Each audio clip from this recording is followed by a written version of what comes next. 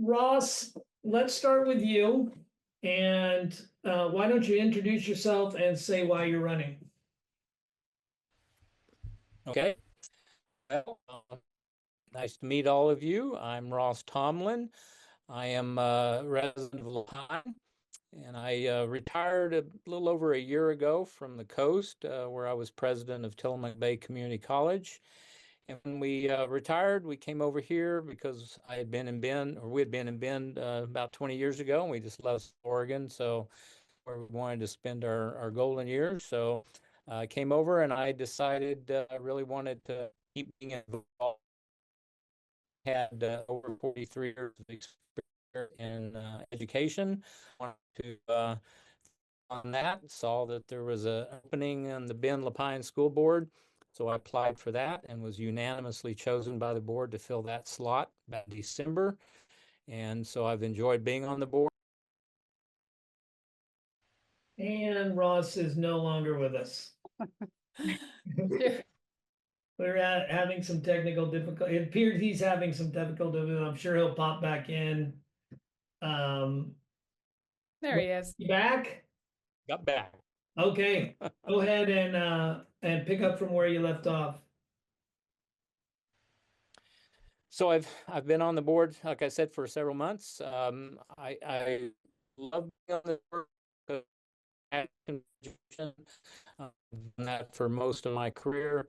I love seeing students get engaged in learning and wanting to better themselves, and I've seen this happen over and over again over my career. I taught in the classroom for over half of my career in education. And in fact, now that I'm retired, I'm still teaching part-time at COCC and am enjoying that. So I mainly am running because I want to do everything I can to help our students be successful and have them all feel safe and wanting to get engaged in learning and wanting to have a good career when they get out. Great, thank you. Theo, could you introduce yourself and tell us why you're running? Absolutely. First of all, thank you to the source for putting this on. It's great to have a chance to speak to the community. I'm Theo Wilhelm. I'm running for Bend Lapine School Board, Zone 6. 6 months ago, I had no plan to run for school board, and then I just started paying more and more attention to the current status of our district and what's going on in our schools as far as test scores and social emotional health of our students and frustrations in our teachers. And I knew I had to do something about it, and I can do something about it.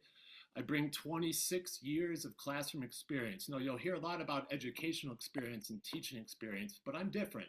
Mine's K through 12 in the core subjects. Entirely in elementary, secondary school is where my education has been, and that's where I was most comfortable because I love education. I love dazzling students with their capacities and teaching them what they can do. And I feel like that we can do better as a community in supporting kids and supporting education. So I decided, hey, I think I can bring something to the table that's missing, and that's that K through 12 classroom experience. And I was going to list all the other things I've done, but I'll just stay right there and hopefully get a chance to say some more about that later. But again, thanks for putting this on. I'm looking forward to earning the vote of the people of Bend. Thank you, Theo. You got it. Keena, could you go next? Introduce yourself, say why you're running. Yeah, thank you. Hi there. My name is Keena Chadwick. My pronouns are they, them. And back in 2022, I decided to run first and foremost because I'm a parent of uh, two brown students in Bend Lapine schools who have queer parents. The second reason why I ran is because of the results of the Youth Truth Survey. I think, it's an incredible, um, it's actually three data points that really is super powerful in terms of triangulating what exactly is going on in our school district. And so the results, especially for Two-Spirit LGBTQIA plus students and also for BIPOC students, are significantly less favorable than other students. And as someone who is a brown queer adult, it was my obligation to run. and see what I could do. My background is also in organizational development.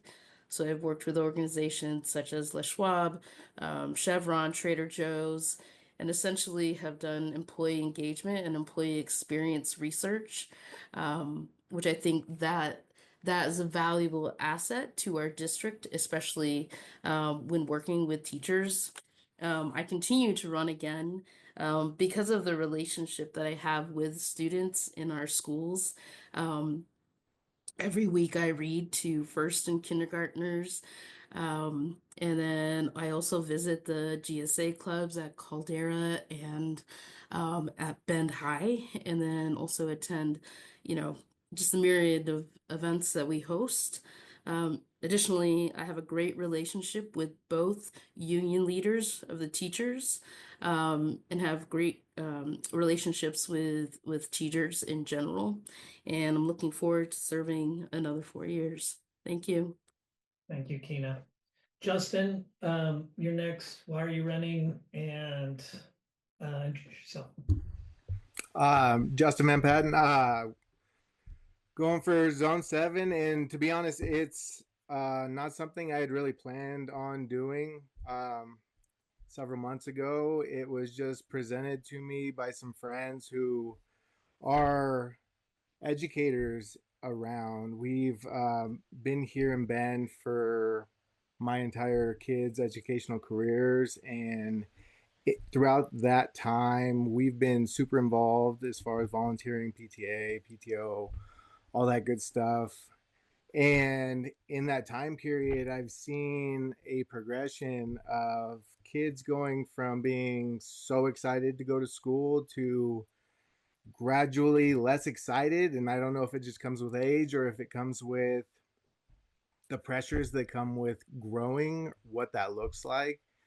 So since then, I've been super involved in several programs as far as teaching and just creating experiences for kids to develop hands-on experiences and just create a zeal for kids wanting to learn and be passionate about what they're doing there at school versus just getting through it. And when I was approached with running for a board position, it really just seemed like one of the best ways that somebody could make an impact on our kids where they are right now. And they are tomorrow, right? They're the future, and really investing in who they are and what they're learning right now and guiding that and giving it a purpose really feels important. And I have an eighth grader and a ninth grader right now, and seeing just the way everything's set up, I feel like there's definitely things that could be improved. Not that I'm unique in that, but I just love seeing kids love school and feel like we could do quite a bit in that aspect. Thank you, Justin. Okay, so we're gonna go back to zone 6 again for this one, and we'll start with Kina. What's the role of a school board, and how do you see yourself contributing to that role? Yeah, I think primarily the role of a school board is to govern the district as an entity. There's a lot of folks who make up the school district, right? Including the superintendent's cabinet. I'll say the only person who reports to the school board is the superintendent. Okay. As far as the cabinet goes, they are responsible for the operations of the school district. It is up to each member of the cabinet to connect with different level leaders, whether that's elementary school leaders or middle school leader or high school leaders, right? We have a lot of folks who have various degrees in curriculum, various degrees in different parts of the school district. Our job as a school board is to ensure that every student comes to school complete, fully, not just fractions of themselves. So our job as a school board is to ensure that the superintendent is supported and that also everyone who reports up to the superintendent has our support also. I think it's also responsible or incumbent upon us to also question a lot of the decisions that are made or question before decisions are made, to help cover different perspectives, what's the research behind these decisions. So again, I firmly believe that the school board is here to support the superintendent and govern the school. Thanks. I misspoke. I apologize. We are in Keena's in zone 7, so we'll go to Justin with this one again. Sorry about that. Already messed up the order. So Justin, what is the role of a school board and how do you see yourself supporting that role or contributing in that role? Yeah, as far as the goal of the school board is, making sure that the superintendent is serving the district, obviously, and then with the policies and procedures that are handed down from the state, making sure that the curriculums that we adopt and the policies all align with what they're suggesting, but also looking at our area and seeing the best way to implement those. And I know curriculum is a huge part of that right now. They're looking at adopting a new health curriculum, science curriculum, which I think is incredible as far as what they're proposing, but just making sure that what we are adopting as a district for our children is creating an environment where they're not only thriving, but connecting with each other and really focusing on the things that are important while they're there, making the most of that time versus just trying to get through the school day, which we see a lot. So creating that environment across the board for our children to thrive. Thank you. Okay, so now we'll go to zone 6 and we'll start with Theo on this one. What's the role of a school board and how do you see yourself contributing to that role? Thank you. Well, I agree first and foremost with Keena and what they said about governing the district and working closely with the supervisor while also realizing that he's our one employee and making sure that the vision that we set for the school, the tone that we have for our district is actually being put into place. And I also agree with Justin in recognizing the importance of what the state is passing down as curriculum recommendations and making the right choices for students, something that I think we could use a little more work on and something that I think would be better informed by a classroom teacher, a career classroom teacher. But something else I want to bring up, and as a parent myself, I have a child in grade 11 and both my boys went through the schools here in the district. I think the board also needs to be keenly aware of the voice of the community and make it known. Make it known to the building administration, make it known to the superintendents and understand that we are working for the community and these schools need to be working for them. And we need to be the voice of that community and making sure that they recognize how dire the community feels about things right now. And that's why I'm bringing my voice to the school board is not only to work in governance, not only to bring my expertise as a classroom teacher, but also my willingness and ability to reach out to the community and make sure they're recognized, especially our teachers. They're the ones who make the magic happen, and I want to make sure their voice is heard. Thank you. Thank you. And Ross, we'll go to you. What's the role of a school board and what is your perspective on how you contribute? Absolutely. So again, I think 4 main categories of responsibilities that boards have. Um, Obviously, supervising and evaluating the superintendent or hiring a superintendent if we get to that point is a big part of our responsibilities. It is our job to pass and approve all board policies. So anytime policies come through, we have to study them and make sure how they will impact the organization and the people working there. And obviously, we have to pass the budget and approve the budget every year, which is a big responsibility, and having to understand how budgets work and how we're allocating our money and very limited resources across the board. Also, as Theo mentioned, community engagement is a huge responsibility of the board. We are sort of the go-between, so it's I think our job to go out and hear the community and listen to the community and what they are thinking, and then bringing those thoughts back to the full board and the superintendent to share those with him.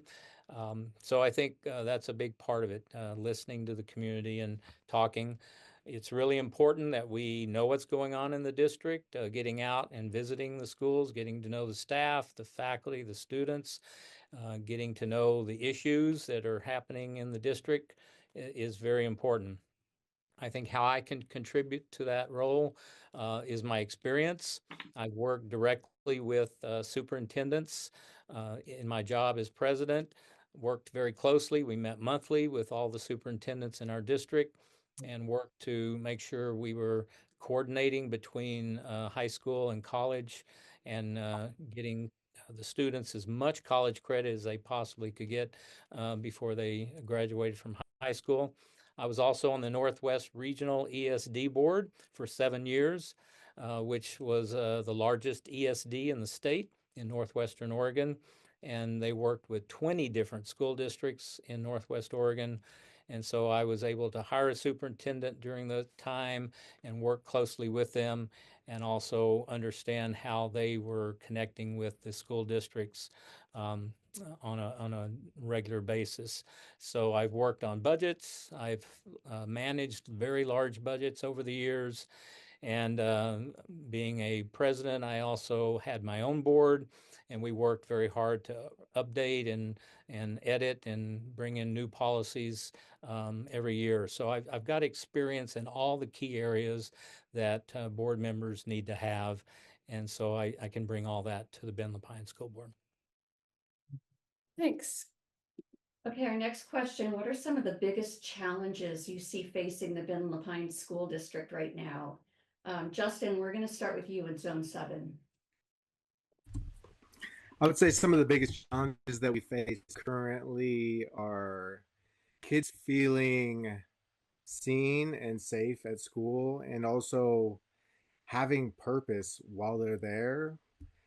We see as we go through. I've been involved in tons of uh, tons of different classroom activities since my kids have been in high school, and just talking to the kids about direction and where they're headed from there. A lot of them are kind of aimless.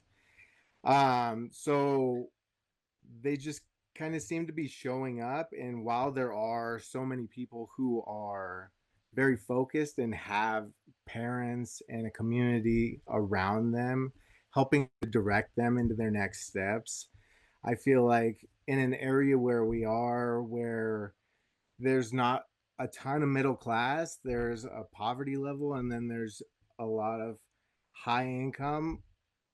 It's a big issue for poverty stricken families, for when you have kids who their parents are working all the time and aren't able to be involved, that we have people who can come around those kids, support them, make them feel seen, supported, and take those next steps. And that goes all the way down into the grade levels as well.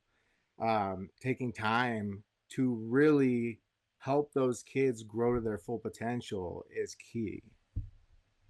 Thank you. Kina. Yeah, I would say the biggest challenge to public education right now is that the Department of Education is actually being dismantled. Um, I would also say that, Ben Lapine Schools receives 6% of government funding, which equates to about $15 million. Now, we have an amazing CFO, and his team has been fantastic.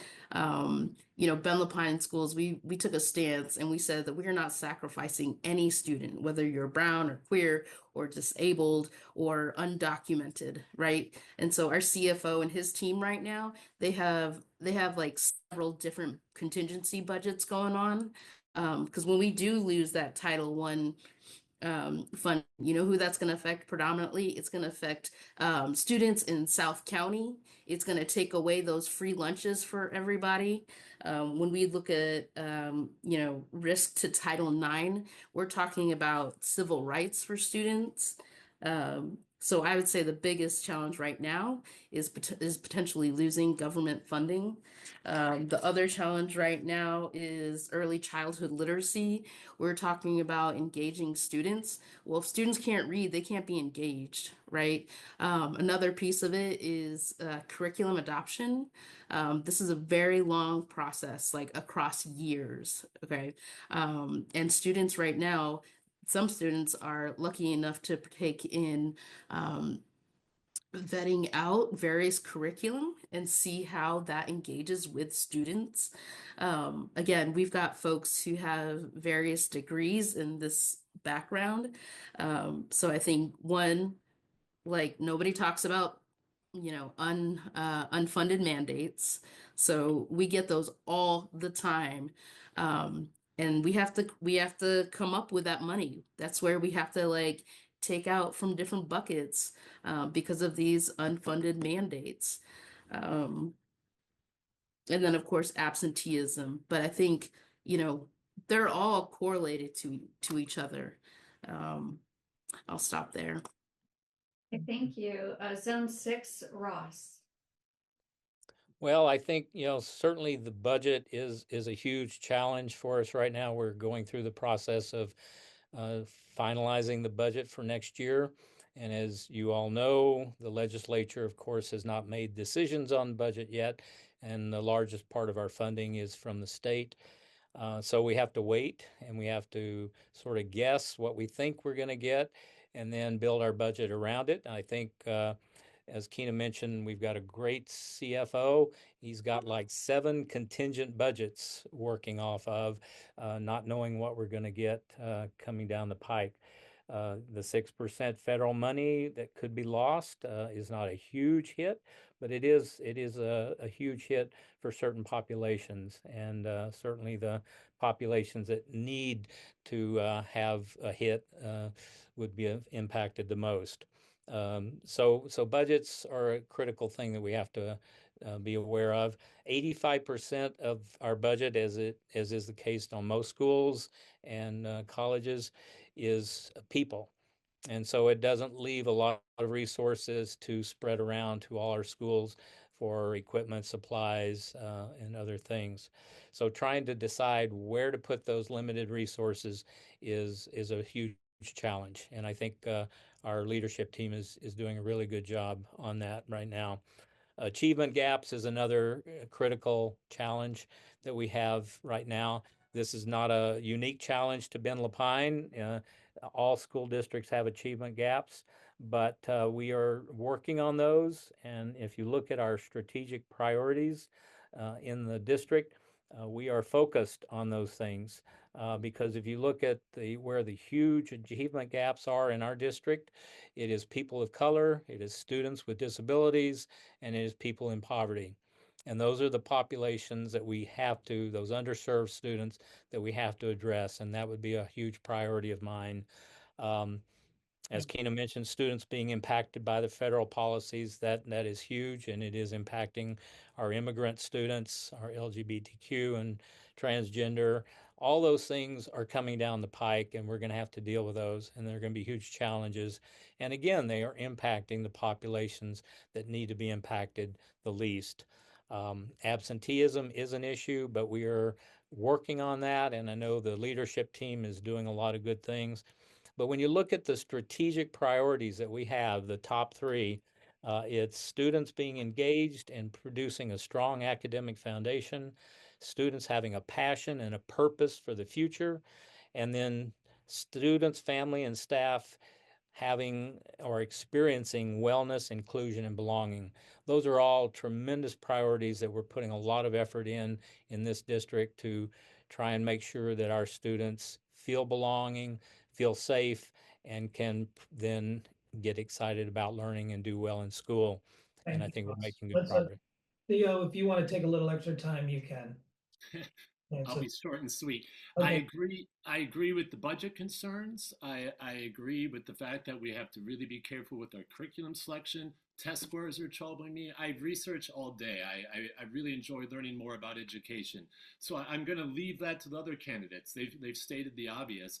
What I think is missing at the heart of it all, though, the foundation of it all, is a healthy communities in our schools where everybody feels supported, everybody feels challenged and empowered. And I don't feel like we can make those communities in our classrooms with the behavioral disruptions that we have, with the over reliance on technology that we have. I agree with Justin. I got into this position because I love the joy I see in schools when education is truly firing and our communities are unraveling. We don't feel inclusive in our schools. We see students feeling as though they're anxious in our schools, teachers feeling overworked, and we can't even from the bottom up start with that joy. So you can throw money at it. You can give them the best curriculum you want, but if people are frustrated and feel unsafe in schools, it's really not going to have the impact we need. So it's time that we lift up that 85%, that we lift up the teachers, have them be recognized, make sure every single student in our schools is welcome and celebrated and see themselves in curriculum, and step back from all the technology and let's let relationships be at the foundation of schools. That's always been at the foundation of learning, and it's struggling right now. And I want to bring the voice of a teacher who's built those relationships for 180 days, for 27, 26 years with students. I want to bring that voice. This is what we need, and this is how we can repair it so the budget fixes work, so the curriculums work, and so every child can be successful and see a future beyond high school. Can I just clarify that there are several teachers on the board right now? Just want to make that clear. I think, yeah, I don't know if I'm supposed to answer back. I won't do that, but no, I think we're aware. yeah, K through 12 is what I mean. K through 12 core subjects. Big difference. Alrighty, so I think this time we'll start with zone 6. So we'll start with you, Ross. What, if any, district policies would you like to see changed at Ben Levine schools? Well, there is a huge amount of policy work that we go through every month. It is amazing. And one of the processes that I think the district is going through is that the Oregon School Board Association, which is a statewide organization that helps lobbying for schools and helps in the management of schools, has a process of updating policies every year. And so we have a membership with OSBA and we work closely with them. So we get policies sent to us regularly that are being updated. Legal parts of policies change every year, of course. And so we have to keep up with those things. I think one that we're grappling with right now is AI, how to handle AI in the classroom. And I know this is a policy that is in the works and is being looked at by teachers as well as administrators and the board. And we're trying to find out just how the teachers feel about it and what they feel we need to do. It's a very complex problem that we're trying to address. So there's issues like that that I think policies that really address how we treat our students and how we make them feel safe, how we handle guns in the schools and school resource officers. There's just a whole myriad of things that all address and run through policies, and these are things the board can work on and work with teachers and leadership to come up with the best answers. Great, thank you. Theo? I'm going to take this a little bit more from the bottom up, and you heard me speak already. I think we have to have a clear technology policy assuring that it's a tool that is not overused in our classrooms. We're not going to get rid of technology. I'm talking on it right now, but I also know there's a time to shut it down and build those relationships. So I will always be advocating for responsible use of technology because I'm not convinced it's happening. The second thing I think we need a code of conduct policy, which I know the district is working on, but assuring there's fidelity in that code of conduct policy, making sure the policy demands administrators are carefully evaluating teachers to make sure they're holding up that policy. Because if kids see the same expectations in every classroom in their school, they're more apt to meet them. But if they can go to a classroom and this is allowed and go to another classroom and that's not allowed, then of course we have difficulty. So we need fidelity on what we expect of every child when they come into the classroom, and we need a clear policy on making sure there's limits on technology use, especially with our youngest children. Right. Thank you. Yeah. On to zone 7. Let's start with you, Kina. Can you repeat the question, please? Yeah, of course. What, if any, district policies would you like to see changed at Ben Lopine schools? Yeah, I mean, if I had it my way, we would be slowing things down a bit, right? You know, we're still not out of COVID. It's still having drastic impacts on all of us, right? Especially our youth who maybe, you know, during that time, right? You know, technology usage definitely increased. And so I think, you know, sometimes what we're seeing in schools is actually, you know, the opposite of what was going on during COVID, where students are now, you know, relying a lot more heavily on technology. Well, you can't fix that. You can't fix that if you're continuing to say, you know, students should be here, students should be, you know, point A to point Z. So there's never been this like reckoning, this healing of the impact of COVID, and so that's what we're seeing. Um, I would love, if possible, to like see more EAs, more education assistants in schools, to more counselors, right? And again, we can only do so much with the limited funds that we have. Um, but again, the relationship piece again, having students talk to each other. And I've visited some schools, and I've seen students, you know, working on different science projects, and all their iPads are lined up. You know, they're not using them as much as I had thought I'd see. But then I'd also go into kindergarten classrooms, and whether it's um, you know, videos that they're watching online, or if it's like individuals holding their iPads. Personally, I have a middle schooler who the only iPad she has is the school district one. She knows she needs to ask to use it. And before I do let her use it, I ask her, how much time have you been on a screen today? My son, I mean, kindergartners don't take their iPads home. Um, but like in terms of like the effects of screen time, I've said this before. There's a reason why Steve Jobs and Bill Gates didn't let their kids have computers while they were actively building them. Got it. Thank you, Kina. All right, Justin. Yeah, I'm in complete agreement with the rest of the people campaigning. It's such a unique tool, the availability of technology and tablets and laptops. But I think it's become so much of a safety net or a fallback to where our kids will get their work done or might not even be done with work and find themselves scrolling or YouTube or any number of these things.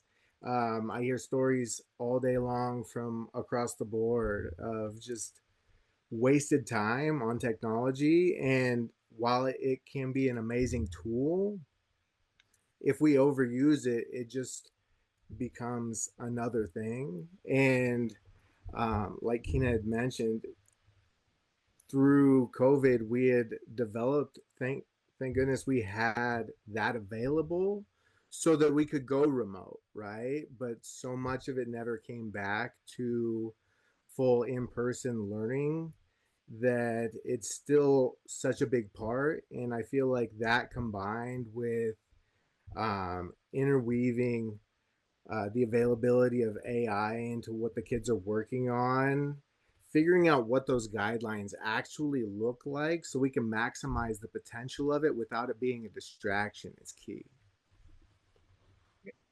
Thank you, guys. All right, I've become completely confused about the order. So Theo, you're gonna start this one, and then we'll go next to Ross. Uh, Theo, when and if the superintendent retires, what will you be looking for in a replacement? Hmm. I think it's time for some visionary thinking.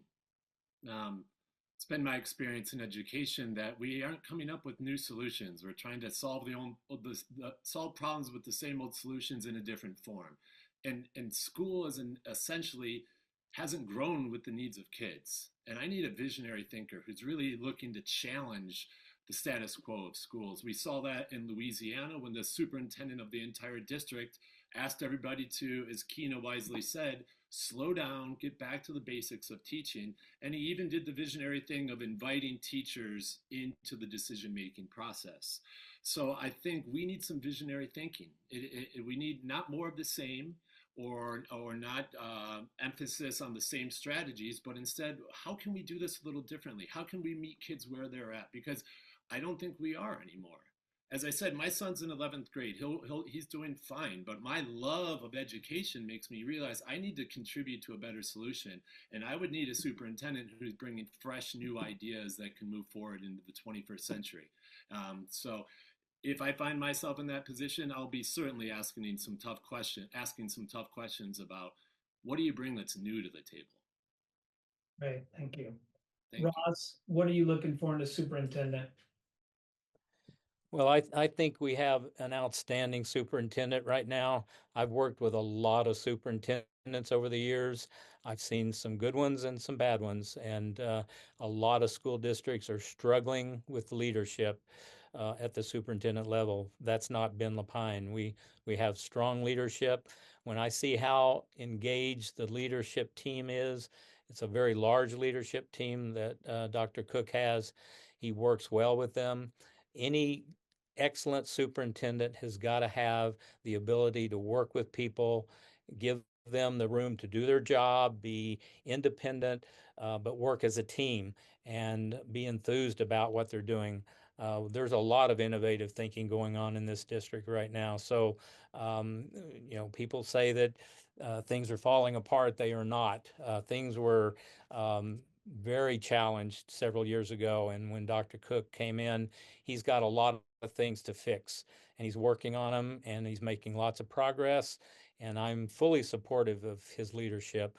The other thing is how much the staff and the faculty support him and his leadership. And I'm seeing that the teachers and the teachers union is very supportive of Dr. Cook and feels there's a trust there and the relationship building. And that's huge for a superintendent to have that kind of a trust in the staff so that they can feel like he's leading them in the right direction. And But a lot let's of just clarify here for a second, Ross, because the question was, what, if anything, would you be looking for in a new superintendent should the superintendent leave? Well, I would be looking for those same things, leadership, somebody that can work with the faculty and the staff and build trust and build a relationship so that they feel like they're listened to, that they are part of the solution, that they are being engaged in coming up with the plan, the strategic plan, and actually implementing it. So those kind of leadership skills are critical to being successful, along with somebody that can really make sure that the budget is done and all the operational pieces that have to go into running a large district. So I can take the things that are happening in this district right now and just say if we had to hire a new superintendent, we'd be looking for many of the same types of things. Thank you, Ross. Justin, let's go to you. What would you be looking for in a superintendent should you be part of that search? For a new superintendent, I'm with Ross as far as Dr. Cook is a great example of what a superintendent should be.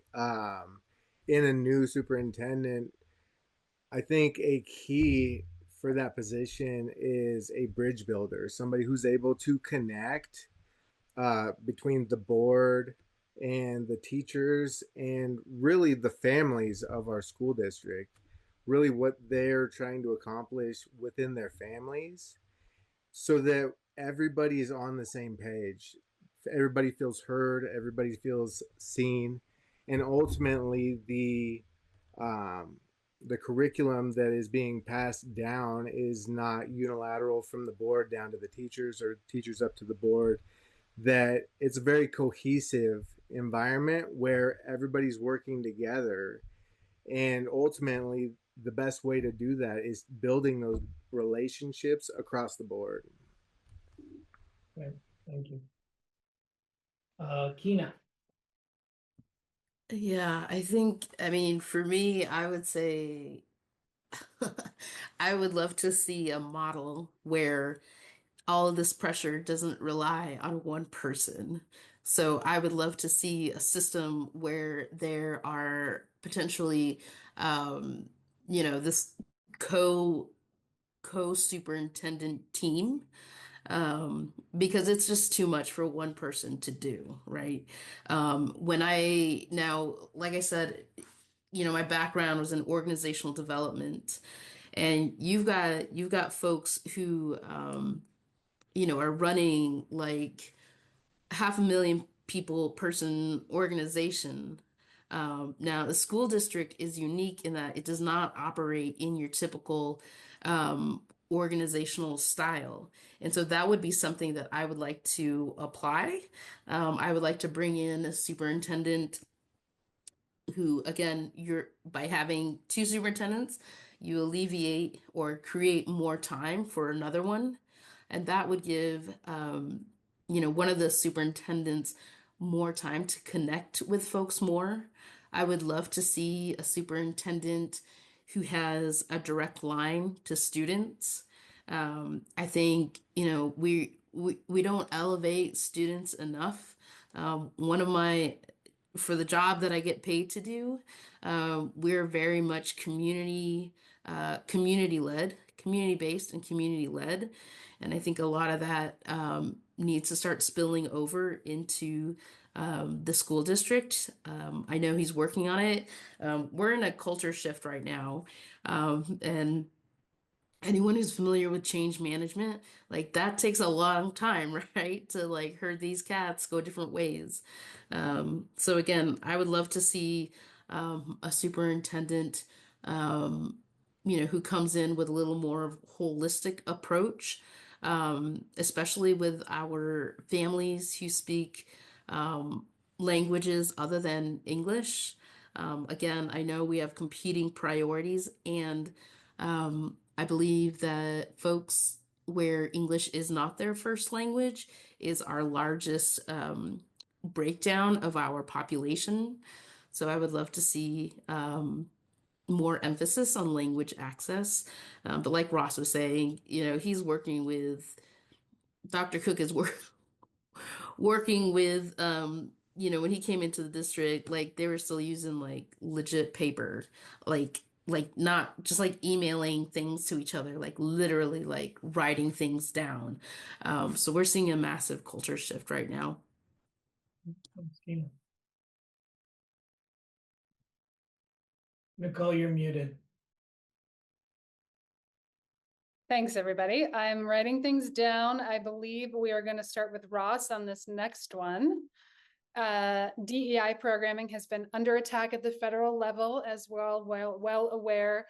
What's your take on this, and what is your approach to this as a school board member? Well, I am a strong supporter of DEI. I always have been, and I think our board is unanimous in supporting this, and we will fight, as well as the leadership of the district is very strong in favor of doing this. And for me, it makes no sense why we're fighting this and why it's being attacked, because diversity has been proven to make organizations stronger. I've seen it over and over again in my career, that the more diverse you have, the more diversity you have, the stronger, more varied thoughts and ideas and perspectives. It just makes organizations stronger. And inclusion is one of the big parts of our strategic priorities, to make people feel belong, feel safe, feel part of something. and to be felt included. And so how anybody could argue with those things is beyond me. And equity is simply giving students the resources and the services they need to be successful. And I find it hard that anybody can argue with that, because we clearly have underserved students in several categories that we need to provide more resources and services to bring them up. And so the whole idea of DEI is important. It's got to be continued, and we will fight it. And I think most of the districts in the state will.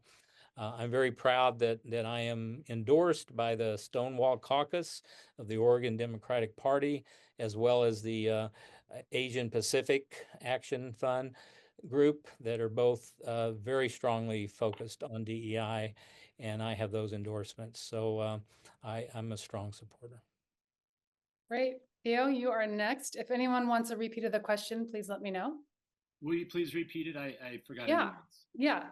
DEI programming has been under attack at the federal level. What's your take on this, and what's your approach as a prospective school board member?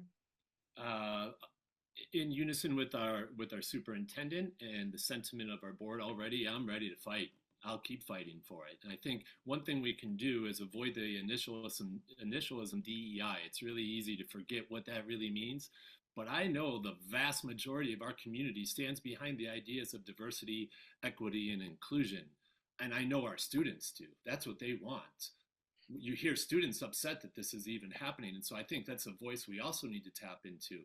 This isn't the superintendent saying, hey, we'll fight for this. This isn't the school board saying we'll fight for this. This is our community fighting for this. And I know there's a small group that may disagree, but I think overwhelmingly, the majority of us believe that diversity is essential to getting the most out of our population. Equity is an entitlement of all of us, and inclusion is what we do to be a good people. We welcome people into our schools and say, we'll help you be successful. So I will go to the mat on this one. I stand behind diversity, equity, and inclusion without a doubt. Thank you. Sure thing. Tina, you are up. Let me know if you'd like a repeat. No. Yeah, can you repeat that, please? Sure. DEI programming's been under attack at the federal level. What's your take on that, and what's your approach as a school board member? Yeah, I mean, I would say that, as someone who is brown and queer non-binary, I feel the effects of this like almost immediately, right? I've shared this before, that like there are days where I'm like, do I want to leave my home and deal with racism or homophobia today? Right. And that's my privilege. I have that privilege to choose if I want to face that or not. Um, I would say that like, one thing that isn't talked about often is the accessibility piece of DEI, right? If it weren't, there's a reason why the Civil Rights Act was created. And I think, we could certainly have longer discussions on, who is currently in the White House, and how that was a result of our world not being ready to be run, or our country not being ready to be run by a Black man, right? We're seeing that right now. But I also firmly believe that, like, we're hearing from haters, the squeaky wheel, what is it? The squeaky gets the grease or something like that. I don't know. Like, but we're like, we are in this, again, this culture shift, I think. So we're seeing like all the ugliness come out right now. And, they're hoping that we do back down. But in terms of DEI, like, again, DEI is what brings you sign language interpretation for folks who can't hear well, or closed captioning, or wheelchair ramps, right? To think that like our elder population was at risk. I'm talking about Meals on Wheels, right? Because DEI is so dangerous. Honestly, it's ludicrous. And there isn't anything else that I could say about it. Okay, thank you. Justin, you are up. Oh, will you repeat the question again? Just make sure. DEI programming is under attack at the federal level. What is your take on this, and what's your approach as a school board member or a prospective one? My take on it is I'm always of the mind of trying to understand where people are trying to come from initially. Like what is it about that would make people so adverse to it, right? Um, like Theo had mentioned, like diversity is where our strength is. And obviously, when we look at the education system, we want our children to feel included across the board, all ages into adulthood. And making things equitable is without a doubt important for all ages.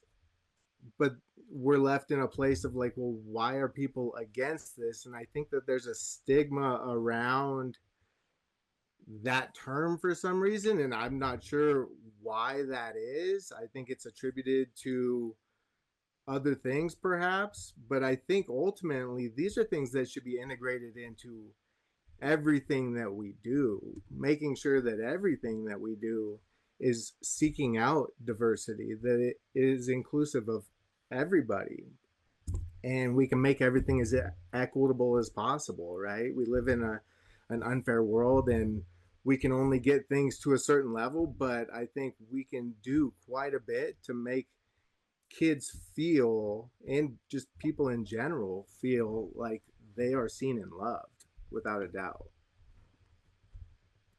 Great. Thanks, everybody. Thoughts on the use of cell phones in schools? We'll start with Zone 7 and Kina. So the way that we have it right now is that elementary schools are not allowed to have elementary age students are not allowed to have cell phones in schools, and then middle school you have to keep them away. You have to keep them in your locker, and then high school um, you're able to use them in between classes. I think it is. Um, and I think, part of the problem, like in theory, I agree with that. You've got some older students who are the primary caregiver of either siblings, or other family members, or who have jobs, right? So they do need to communicate with other folks. Um, and I think, the problem that we're seeing right now is and that this district is working on is the execution of those policies. So some teachers are great at doing it. And then there are other teachers who are a lot more lax, right? That's where the challenge comes in. Um, and like I said, we're working policies and practices. We're working on it so that if you are a student who goes to Bear Creek, you're having the same educational experience as a student who attends Highland or who attends Amity Creek, right? And again, these things take time. But again, yeah, it's a matter of like executing it. And, one other thing that the district is also working on is evaluations. So whether it's like administrators evaluating their teachers, or level leaders evaluating school administrators. So that is a program that never existed before, and we're seeing that come to fruition. I think it's a matter of accountability, and I know like some folks don't like that word, but unless someone is held accountable for specific outcomes, it's really difficult to see change take place. So just so I understand, so these evaluations are specifically touching on the cell phone policies in the schools. Like if it was the level leaders talking to the admins. I don't know if it would be specifically to cell phone usage. Um, but I guess what I'm trying to say is, when when it comes down to like, um, what's the word? Like the responsibilities and tasks of teachers, I think that like that would tie into their performance and whether or not they are following that, those policies correctly. I definitely think that that would fall into an evaluation. Similar to the way grading would, right? We're moving into equitable grading, and I think we're on like year 4 out of 5 or 6 and that. And I mean, if you're not on board, then um, there are, repercussions for that.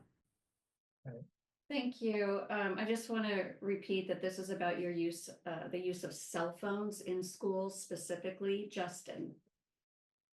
Yeah, I would say it is a major distraction as far as I've heard and noticed, being in middle school, high school room classes. It's so very obvious the kids who have that usage available to them at all times, and then they disappear out of the classroom with their phones to the bathroom for 20 minutes, half hour, or any number of things. It is just a major distraction. I understand the need and the want to make that available to our students. Being a parent of a high schooler, we send her to school with her cell phone so that we know that she made it, right? But ultimately, it's one of those things that's off limits during the day unless it's a necessity. And I think making that across the board for children would make them way more likely to engage and be way less distracted while they're attending school, without a doubt. Zone 6, Theo. Yes, I think cell phones undoubtedly can do more harm than good when they're in our schools. Of course, I don't think we need them with our youngest students, but some of the older students, of course, are going to need to have access to them. We have policies, often a way, but I'm not convinced they're actually being executed in our schools. My experience is it's too hard to manage until we have a clear policy from the top down and fidelity in the execution of making sure those phones are put away, the expectation that teachers are doing them, a realistic expectation that students are doing them, then they're going to be there. And I want to bring up a point that I think is often overlooked. I think on certain bases, we need to have kids have access to their phones during the day, and we'll have to figure that out. But they also prevent a real danger. And I know from firsthand experience, when I was in Santiago, Chile, I was in the middle of a teaching day, and there was a major earthquake, and the classroom ceiling fell on top of us. And it was a major, major event. And everybody had to go outside, and parents arrived at the gate frantic based upon the misinformation that had been distributed through kids' cell phones, and emergency responders could not get onto campus. And also, we look at lockdown drills, and I've been in practice lockdown drills where some kid's phone goes off and they giggle. But that's what trips off someone who might be looking to do harm in our school. So as we look at our phones, people often quickly lean to, but they need it for this and they need it for this, and we'll have to deal with that. But let's bring into the conversation the damage they do. I haven't even spoken anything about the fact that the proliferation of phones and depression and anxiety in our students go hand in hand. So these are tools that can be helpful, of course, in certain situations with our older students, but they do a lot of damage. And I think we need to have some clear expectations of how they'll be handled. Thank you. And those expectations need to be met. I should add that too. Okay, thank you. Ross. Well, I agree with the policies that we have in the district right now. I agree with Keena. We have to make them consistent across the board, and that is a challenge. We need to evaluate how well it's going and see how we need to adjust things in the future. But clearly, cell phones are a distraction in the classroom and need to be put away in those situations. But we have to balance that with the need and the stress of parents to know their students are okay. So I think the district is doing the best they can right now to try and find that balance. And we need to evaluate how well it's going. I know as they develop that policy at the district, they brought in students. They got their feedback on how things were going and what they thought about it, as well as teachers. And I think that's the right way to go. We need to bring everybody into the discussion, communicate how it's going, and see what changes need to be made to make it even stronger in the future. Thank you. Great. Well, I want to thank all you guys for answering our question. The next round, I'm just going to give you guys the opportunity to close out, give you a little more time. Each of you can take 2 minutes for this. Just let us know if we missed a question that you feel passionate about, or you just want to reiterate why you're running and why you're passionate about these things. Feel free to elaborate. Keena, I'm going to go ahead and start with you on this one.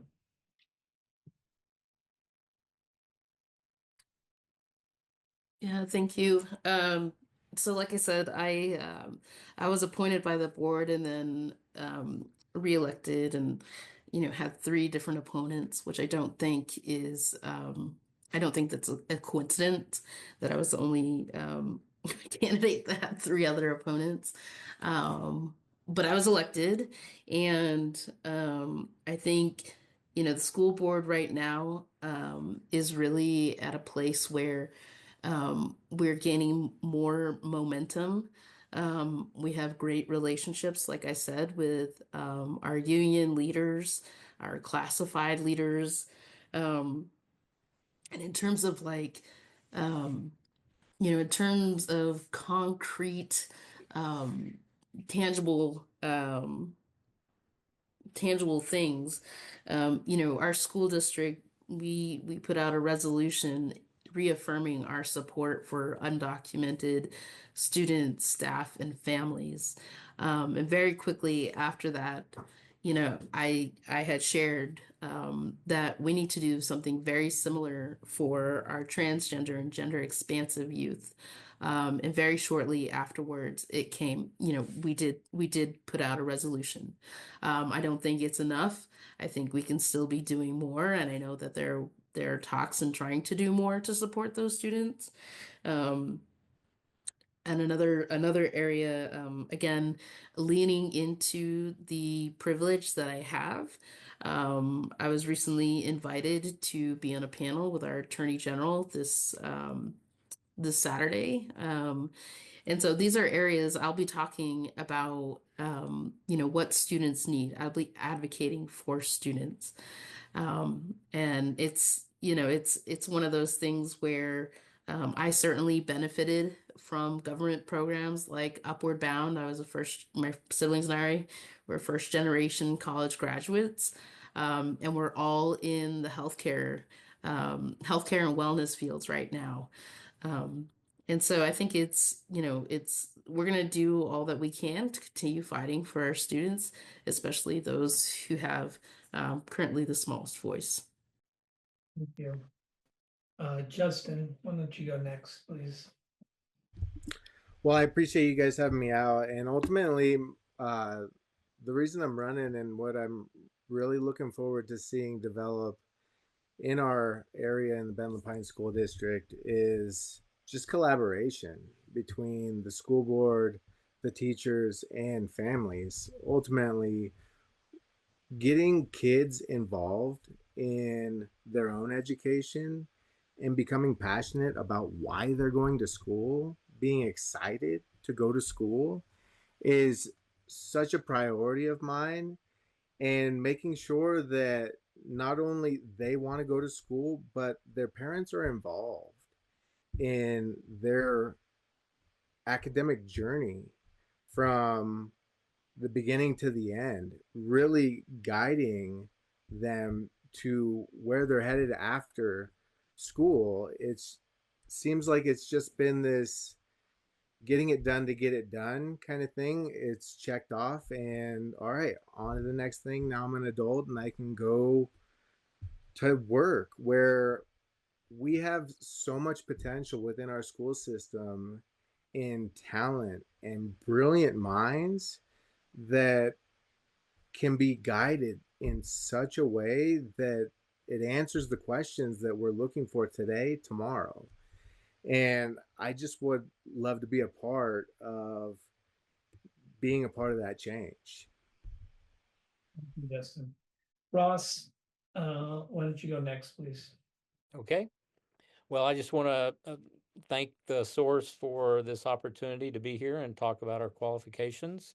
Um, I really believe our educational systems are facing some serious challenges, and I would really do want to use my years of experience to help us navigate through those challenges and help the underserved students and try and make our district even stronger than it is now.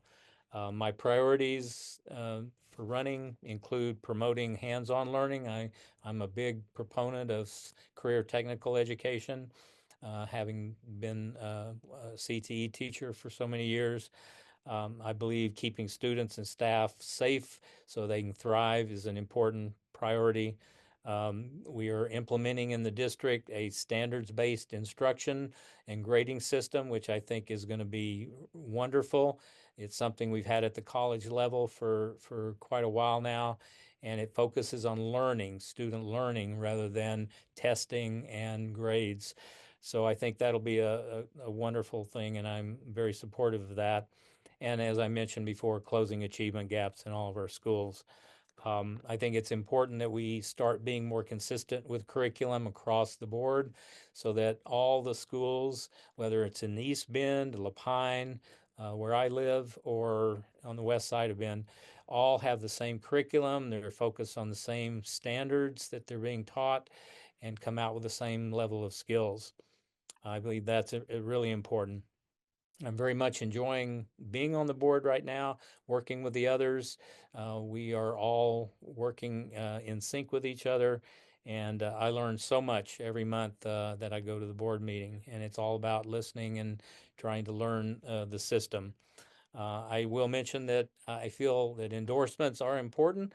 I have 23 endorsements right now, which include the Bend Education Association, the teacher union, the Oregon Education Association statewide group, as well as the Oregon School Board Association, the classified union at the district, the Democratic Party of Oregon Stonewall Caucus. I'm also endorsed by the Central Oregon Labor Chapter and the Asian Pacific Action Fund, as well as two Bend City Councilors, a COCC board member, and state senator. So I feel like that shows that people have confidence in my leadership and ability to be a strong board member. And I'm hoping to be able to continue doing that. Thank you. Thank you, Ross. Theo? Again, thank you for this opportunity today. This has been a great forum and a great opportunity to share my views on education. Something that I really want to clarify, it's been a semantics issue from the minute I got into this race, is the idea of teacher versus educator and what kind of teacher I'm talking about. I greatly respect the educational experience that is on the board, namely in administration. The amount of experience we have as business owners, doctors in education, board experience, organizational developers on the board is really impressive. What's missing is the voice and the experience, I want to be really clear, of a career classroom teacher in grades K through 12, namely in the core subjects that we see on our proficiency tests. On top of that, I've been an experiential learning coordinator, I've been a service learning coordinator, I've been a mentor and master teacher, I've been a learning committee leader, a department leader, a grade leader. I've coached 5 sports. I've done clubs after schools. I've been in the places where these things that we hear are happening need to be happening. And I think that voice is essential. Now, something that also surprised me about this race, I told Ross right when I first met him, I wasn't running against him, I was running for the school board. I didn't realize that it was kind of like I'm running against a slate of 5 members, 4 existing members of the school board and a possible candidate. So Ross brought up his 23 endorsements. Of those 23, I think I had the opportunity for 1, and I was not reached out by any of them. It's as if my candidacy doesn't exist. So I'm impressed by his endorsements, but I think the idea that we have a slate of candidates that have decided they should be on the board together has squeezed me out of all those opportunities. So I'm staying here and suggesting, hey, let's live by this idea of diversity and inclusion by diversifying the school board, by including a career K through 12 classroom teacher who's done just about everything in education, but I'm not done, because I think we can do better, and I think we could use a little urgency in making sure it gets better. So if I earn your vote, I'm most grateful, and you can expect that from day one, I'm going to be working to make things better. And take a look at theoforschools.com. You'll learn more about me, and thank you for this time. Great, thank you very much. It's been it's a real honor for us to go through this process, and I'm always blown away by what it takes to put yourself out there, especially in this day and age when it's not just an intimate interview with the newspaper anymore. We video this, we put this out to readers and viewers. So thank you again for putting yourself out there, and we wish you all the best of luck. Thanks for your time. Thank you. Thanks, everybody. You know,